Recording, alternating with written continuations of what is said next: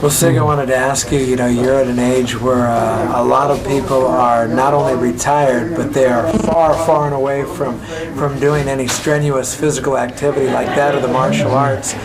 What is it that makes you tick? What has kept you going? Well, I've been in sports practically since I was 7 years old, and I've at that time track was my favorite thing. So I used to run the 110 flat, 220, 22.8, and the 440 and 49.8 those days in the 30s. And how did you get into the martial arts? How did you become so interested? Professor Okazaki lived only about 200 yards from where our family lived in the islands, and I used to go and watch Phidias Ali Koi, the cop. So one day he says, "Why don't you come down to the dojo, and then maybe you'd like to learn martial arts?" I said, "Okay." I went down there for 1 week and watched every day. And then at the end I said, "What the hell, I can do this." So I started in the mid-30s, and I'm still at it. And when did you know that it would really be something for you? When did you, first you said, "Yeah, I can do this," and then once you started it, when did you say, "I can not only do this, but I can excel and be sensational"? Well, because it came easy to me, Yeah, go ahead. Because it came easy. Right. And then I liked it. Because I'm always in sports all my life. So. Is it something that you loved right away? Something that became a passion for you as soon as you started? Most likely, it was. Yeah. Yeah. When did you know that? Oh God. Well, during my training, that's why this is fun. But when someone finds something they truly like, most people would say that's a very fortunate thing. Have you felt lucky to find something that you've not only excelled at, but you love as a passion too?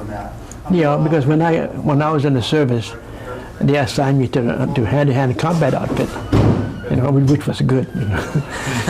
They come in handy, right? By doing that, I got to pass every week, go home. How do you keep them motivated? What do you say to kids to keep them centered on what you're trying to teach when there are so many distractions? Well, you don't really, you teach them discipline, you teach them, who to respect, what to respect. You teach them all the awareness that's around them, all that, and then they get to really learn that.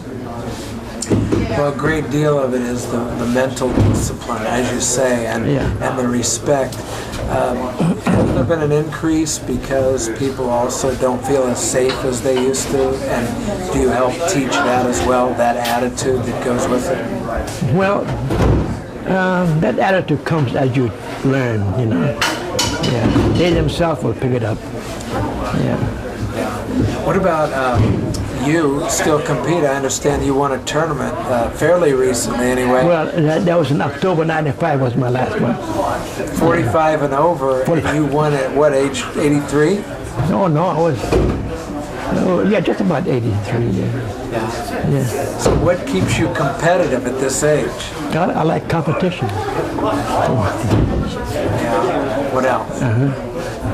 And it's more of a challenge to me. Yeah. If I can't do it, I don't go into it.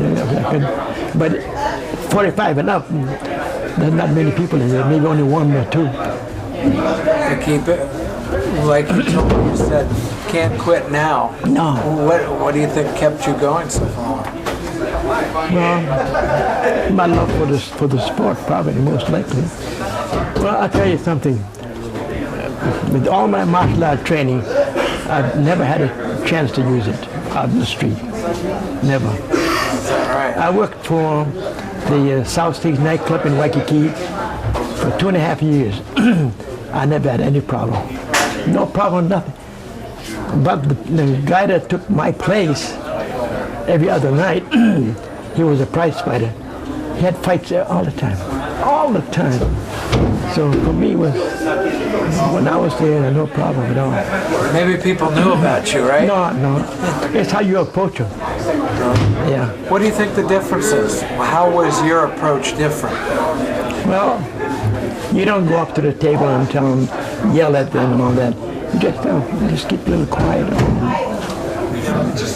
Yeah, you don't antagonize from the outside. No. Yeah. What's been the closest you've ever had to come to using your expertise? None. Never came close? No. Well, for one thing, women make better students than men. Why is that? Because when a man comes in your dojo, his first thing is, teach me something, I want to beat somebody up. With that attitude, chip on the shoulder. When a woman comes in, she says, teach me. So they make good students. Really? That's interesting. And do they progress just as quickly? Sometimes faster. Well, I think right after the war, the women started taking self-defense technique right after the war. Yeah.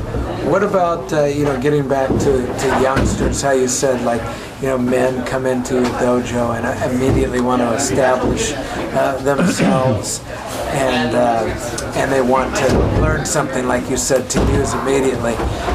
How do you counteract that as a teacher? Well, what I tell them is I've had many students that come in and said that to me. This was in the islands.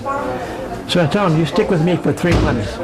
And then in 3 months, you're going to change your mind. Then I'll teach you. Everyone changes their mind. Obviously, you don't have the time to tell me everything, but if you were to sum it up, how would you approach, say, a potential student who came in off the street? Let's say he was in a gang or he was having trouble, with people in his neighborhood or whatever, and he came in and very aggressively, and he said, "You're the greatest. I want you to teach me because I want to go out, and use this." What, in a nutshell, how do you turn the person's mind around? Well, if they stick with you for 3 months or more, they'll change their mind. Why? Because they get beat up in a dojo. One reason. They change their mind. So it's psychological and physical, right? Yeah, and a lot of people get the wrong conception of martial arts. The mothers don't want their kids to learn because that makes them a brute, pickle people. It's just the opposite. Right. Yeah, just the opposite. Let's say, my son or whatever to take martial arts. My wife is very against it. How would you convince her to let him do it? Have her join too. Have her join too? Yeah, as a parent. It's never too late. No, never too late. Right? So how much longer for you, Sig? How much longer? Well, I'm talking to myself. I said, I'm going to retire in 2001. Really? Yeah, that'd be 90 years old. And so what would the difference be then as to now? No, I don't know. Time will tell. Because like you said, you can't quit now. What makes you think you're going to want to quit then? Well, maybe when 2001 comes around, I'll see how I feel. Great. Do you think, as far as you being able to teach, though, without maybe, you're very physical, you really involve yourself in it still to this day, do you think just the teaching aspect, you'll always want to convey your knowledge and pass down your wisdom? That's one way to do it. Yeah. Yeah. But my teacher in the islands, Professor Okazaki, told me this. He said, you learn 5 techniques, good ones.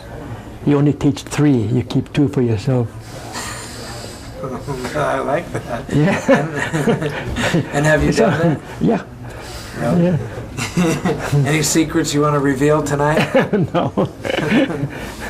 Maybe in the year 2001. Maybe.